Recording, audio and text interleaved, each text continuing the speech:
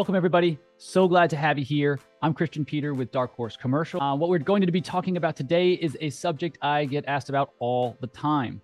We're going to be going over some tips and tricks relating to LOIs, contracts. When do you use them? When do you not use them?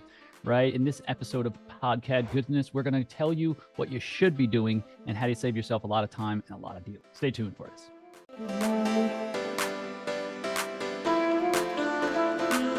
As I mentioned, we are going to be going over the merits of letters of intent. LOI, what is it, when to use it, and why is it effective, right?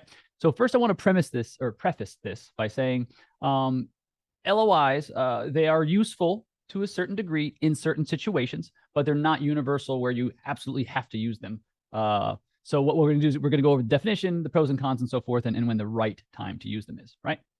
So what is an LOI anyhow? LOI stands for letter of intent. It's a non-legally binding agreement negotiated between two parties to establish a, air quotes, meeting of the minds in terms related to a transaction, right? So it's used when you're trying to keep things relatively simple. It's used when you are trying to kind of say, hey, listen, are we on the same page or not? Before you start getting lawyers involved, before you start drawing up, a ton of paperwork, are we even in the same ballpark, right? So the purpose of an LOI, it's to figure that out, figure it out whether you are at that kind of meeting of the minds, to negotiate the terms of a sale or lease in a scaled down format so you can get to common ground quicker without having spent money, most importantly, on legal counsel. Because these guys that are marking up papers at $500 an hour, guess what? If the deal's a no-go, no seller's going to want to play around, or no landlord that that's trying to lease a property is going to want to mess around with their lawyer until they know that they actually have a serious prospective tenant. Okay, so now let's talk about it. My personal belief is this: the faster you can get a deal struck, the better off you are, okay? LOIs have a couple pros and cons, and I'll explain why, right? So the pros and cons of an LOI are, number one, the pros are they're easy to draw up. Very simple. You could do it on a page or two, right? Simple and easy to understand. The language is intentionally kind of scaled down and specific so that everyone can understand them. You don't need an attorney to read an LOI, right? The purpose of them is to be, or I should say that one of the pros is they can be negotiated quickly due to their simplicity and non-binding nature. And then finally, either side can create it.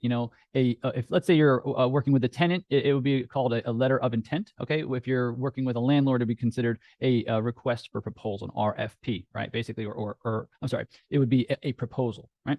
If you were working with a tenant and you wanted to see what the landlord is willing to do, you would send a request for proposal. Now, here's the thing. The cons, just like every coin has two sides, is people don't take them seriously due to their non-binding nature. They can be time-consuming because they aren't taken seriously. And at the end of the day, they don't hold up. They intentionally, in no unspecific terms, say, this is not a legally binding document, So I've had plenty of occasions where you go back and forth and back and forth. Let's say on the sale side, it goes back and forth and back and forth. And just remember, time kills all deals. Repeat after me. Time kills all deals. So if you want a deal to go through, the best thing you can do is make sure whatever happens quickly, okay? And LOIs can oftentimes, though they might be serving a purpose of coming to a meeting of the minds, they might be tanking your deal in the process. So we don't want to overcomplicate a process. So here's what I mean. My preference is for sale opportunities, do not use an LOI. And I'll tell you why. Very, very simple.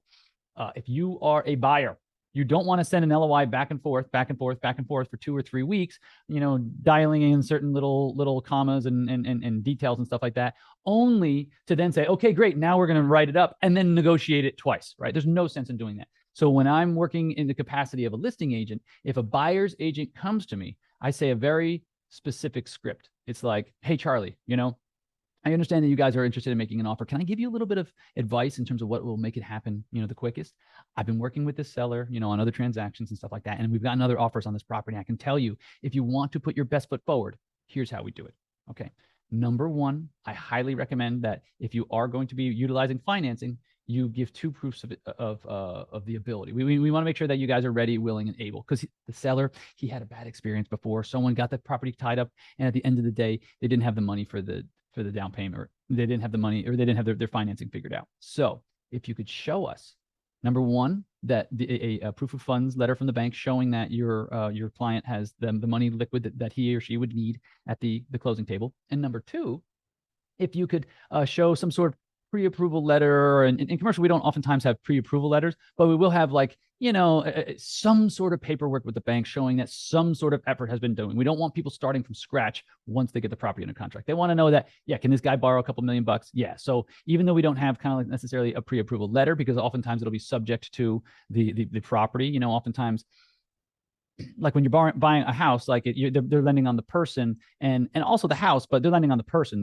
their credit. Oftentimes with a building, okay, they want to make sure that especially if it's an income producing building, the more the emphasis is put to, does the asset make sense? They're not gonna they're a loan on an asset that the debt service coverage ratio doesn't make any sense. The DSCR doesn't make any sense, right? So the asset has to qualify, just like a house has to appraise. The asset has to qualify in terms of does it make sense and is it too high risk, right?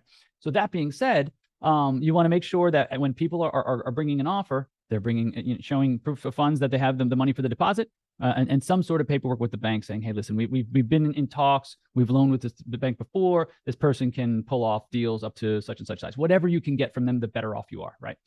And then finally, put it on a contract.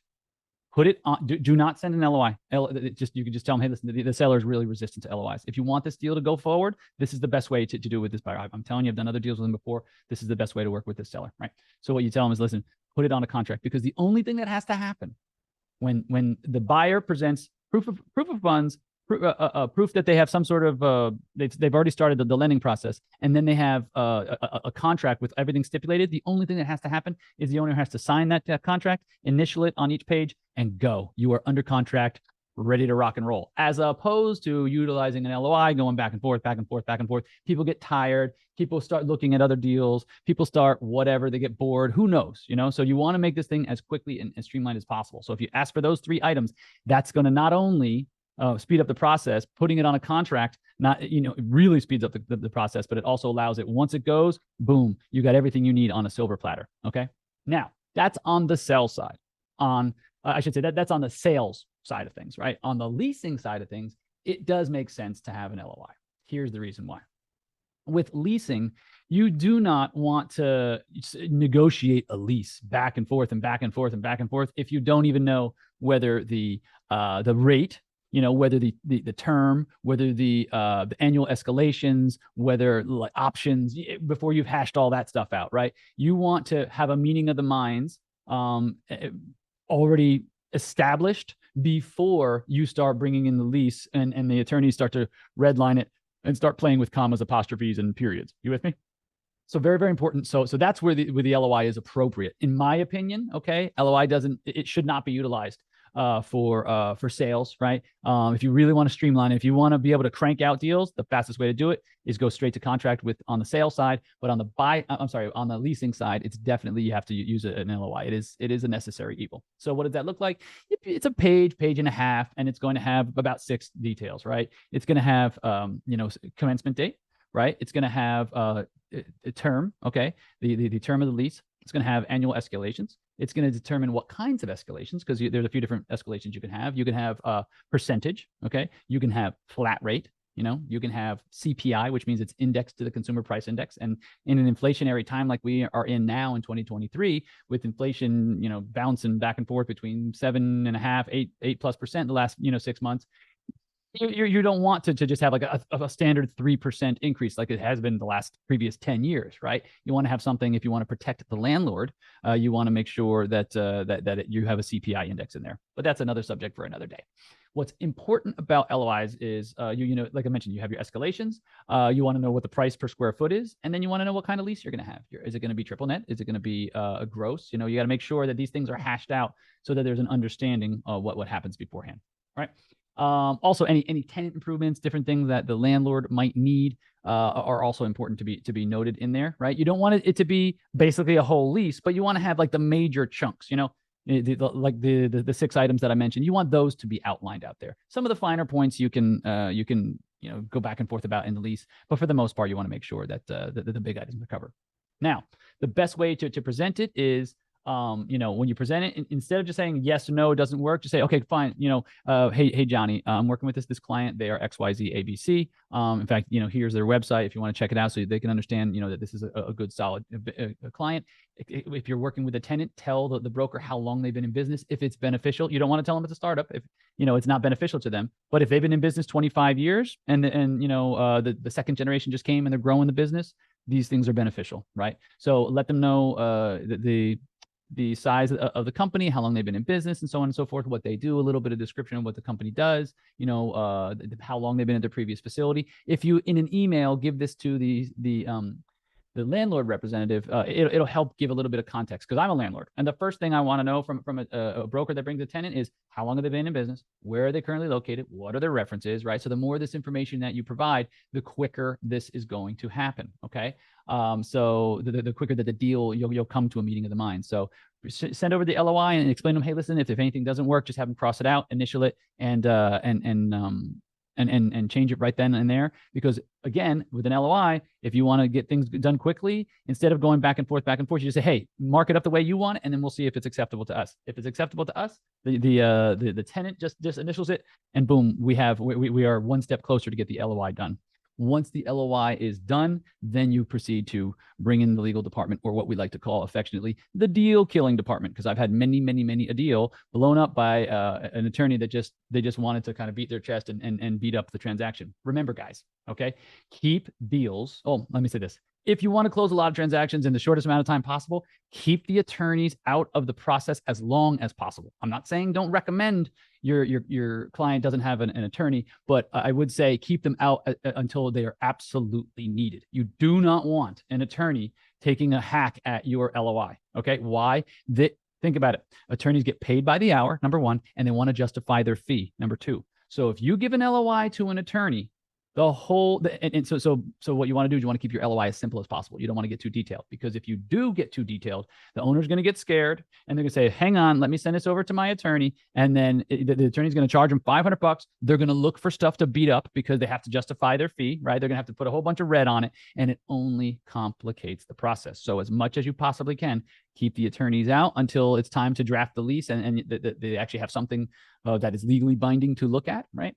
And so just word to the wise, okay? So that once you do get the LOI signed and it's time to draft up the lease, the landlord's agent will draft up the lease. Either the landlord's agent or the landlord or the landlord's attorney, one of the three parties, will draft up the lease and get it over to you, and that's the appropriate time. I recommend, even though I like to keep attorneys out, unless the lease is very, very simple, have your client send it to their attorney. What you don't want to do is you do not want to practice law. As a real estate agent, we are not attorneys, at least most of us aren't. So I do not recommend you give any sort of legal advice. The best standard line you can give somebody is, if they ask you, what about this? What about that? Listen, that's above my pay grade. You could say it jokingly, hey, man, that's above my pay grade. You're going to have to send it to your attorney. Or either say, listen, I didn't go to law school. I'd rather give you no information than bad information, but I can put you in touch with an attorney that it'll work. That will be able to help you, they'll be able to kind of understand what your questions are. We are not attorneys, nor shall we act in the capacity of attorneys. You're able to explain, what something means, but you're not able to extrapolate what possible outcomes could come from a phrase, So very, very important. When in doubt, give no answer and say, you know what, that's really a question for your attorney. I work with an attorney. He's a great guy. And whenever I ask him something that's outside the bounds of him, he said, oop, that's a question for a CPA. Oop, that's a question for an engineer. Oop, that's a question for the architect. He does not step outside of his lane. And I picked that up on him a long time ago. And I think it's very, very important for us to do the same as well. Okay. So just wanted to make sure you understood, just as a final review. Number one, LOIs, only use them when you need them. I recommend not using them on the sales side, only use them on the leasing side. Okay. When you do utilize them sparingly. Make sure that they're just in order to outline the most 5 or 6 or 7 or 8 maybe most important clauses or most important kind of data points. Okay. By the way, folks, if this information has been helpful for you, put #training in the comments below. If you'd like, you can go ahead and follow us on YouTube. If you're watching this on YouTube, go ahead and like and subscribe. And if you're enjoying this content, come to our Facebook group. We have more where that came from. It's at www.commercialsalesforagents.com. But to continue on with the summary, right? So LOIs, do not use them unless you have to. Attorneys, do not use them until you absolutely need them. Okay, we don't want to push them out of the equation, but we do want to utilize them when it's appropriate to do so. Okay, whenever an attorney, a question ever asks, my clients ask me whether they should use an attorney or not, I always say yes. I would recommend you utilizing an attorney, but bring them in when there's something legally binding to talk about. Okay. And then on the sales side, remember the 3 things that you want people to bring in order to speed up your deal. Do not bring an LOI. Okay. You want to have proof of funds on the deposit. You want to have some sort of paperwork from the bank showing that they've started the loan process. And the 3rd thing is bring a purchase and sale agreement or a commercial contract or whatever it's called in your state. And by all means, utilize the form that is given to you by your local board of realtors, right? A lot of people that come to me on calls, on sales calls, and they're thinking about joining the coaching program. The first thing they say to me is like, oh, I really want to learn the forms. There are 2 forms in commercial real estate.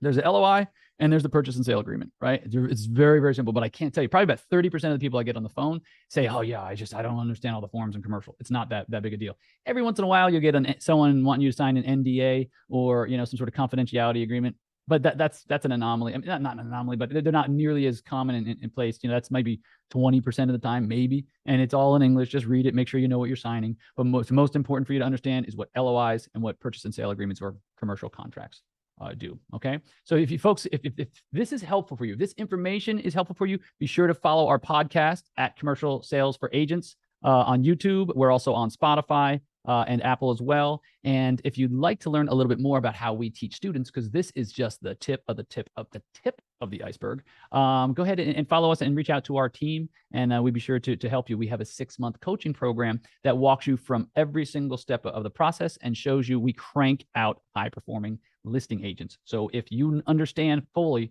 that you have to list to last, then the program is for you. If you want to learn how to be a commercial listing agent, then go ahead and reach out to us on one of our multiple channels, and we'll be sure to get back with you and see how we might be able to help you. Okay, so thanks for tuning in, folks. Hope you had a fantastic day. Go ahead and utilize this, implement this information, because information without implementation gives you a big fat goose egg. So make sure you're out there taking the stuff, applying it, and using it in your business. And go ahead and write a comment below if you got some positive responses and positive anecdotes from something that you learned in the podcast. Be sure to let us know. We appreciate the feedback. Take care, folks.